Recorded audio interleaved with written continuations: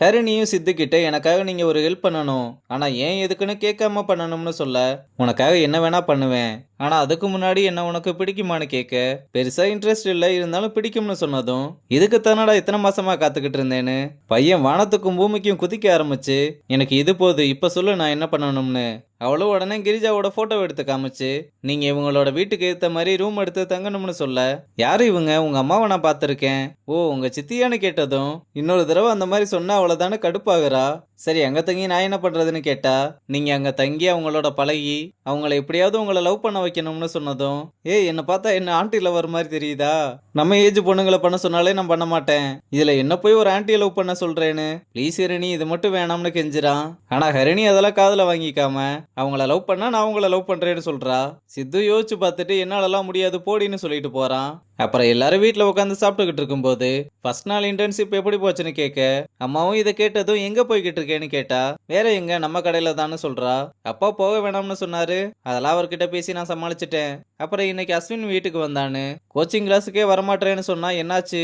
இல்லம்மா எப்படியாவது நல்லா படிச்சு அரியர் இல்லாம எப்படியாவது பாஸ் பண்ணணும்னு சொல்ல, அம்மாவும் இதை கேட்டு ரொம்ப சந்தோஷப்பட்டு அப்படியே சாப்பிட்டு முடிச்சுட்டு கிளம்புனதும், அந்த லேடிக்கு அப்பா எதுவும் காசு அனுப்பியிருக்காரான்னு கேட்க, லாஸ்ட் 2 மாசத்துக்கு மட்டும் தான் பார்த்திருக்கேன், இன்னும் கொஞ்சம் டைம் இருந்தா எல்லாத்தையுமே கண்டுபிடிச்சிடலாம்னு சொல்றா.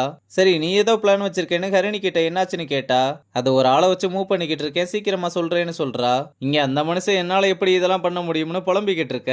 அம்மா வந்து ஏன்டா புலம்பிக்கிட்டு இருக்கேன்னு கேட்டா, ஹரிணிக்கு என்ன பிடிச்சிருக்குன்னு சொல்லிட்டான்னு சொன்னதும், அம்மாவும் ரொம்ப சந்தோஷமா நான் தான் சொன்னேன்ல அந்த பொண்ணுக்கு உன்னை பிடிக்கும்னு, என் ஐடியா எப்படி ஒர்க் அவுட் ஆச்சுன்னு பாத்தியான்னு கேட்க, ரொம்ப பீத்திக்காத அவளுக்கு என்ன முத இருந்தே பிடிக்கும். சரி இருந்துட்டு போட்டு இப்ப அதுக்கு என்ன?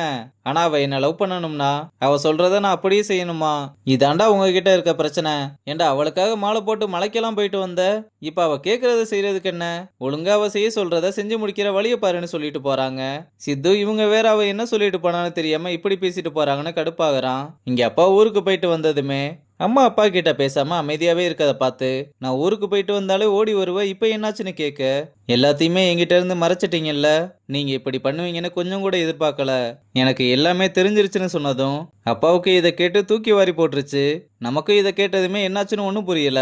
அப்பதான் பிளாஷ்பேக்ல ஜெய்சு அம்மா கிட்ட நான் கீர்த்தி மாமா கிட்ட எல்லா விஷயத்தையுமே சொல்லிட்டேன், அதுக்கப்புறம் தான் அவர் என்ன வேணாம்னு சொல்லிட்டு போயிட்டாரு, இதனாலதான் மாமா ஊர்ல இருந்து கால் எடுக்க மாட்டாங்க, நீ தேவையில்லாம அவங்களுக்கு ட்ரை பண்ணிக்கிட்டு இருக்காதுன்னு சொன்னதும் அம்மா நெஞ்ச பிடிச்சிட்டு அப்படியே உட்கார, பசங்க எல்லாருமே அவங்கள தாங்கி பிடிச்சு டேப்லெட் போட வைக்கிறாங்க.